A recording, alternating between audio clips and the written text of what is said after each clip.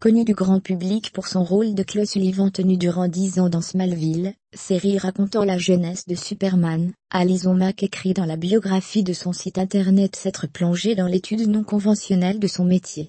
La native de Pritz en Allemagne, dit être guidée dans son travail par un certain Kate Raniere, qui lui a permis de développer une profonde connexion avec la nature de l'humanité.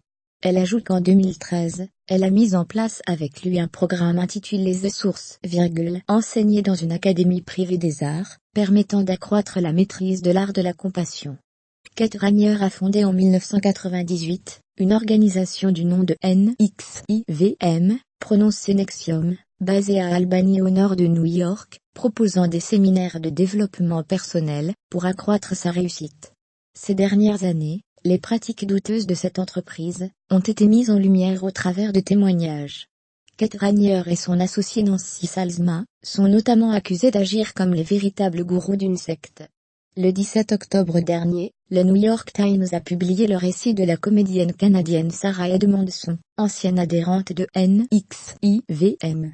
Dans le cadre de son initiation, elle aurait dû s'allonger nue sur une table, tenue aux bras, aux épaules et aux jambes, et supplier à son maître d'avoir l'honneur d'être marquée au fer rouge du symbole de son gourou. Durant les ateliers, elle aurait eu à obéir, et à se soumettre à ses ordres. Elle aurait subi divers sévices, si elle ne parvenait pas à réussir les exercices demandés, ou si elle ne respectait pas les consignes. Malgré de nombreuses plaintes, les autorités américaines n'ont, jusqu'à maintenant, jamais voulu mener la moindre enquête.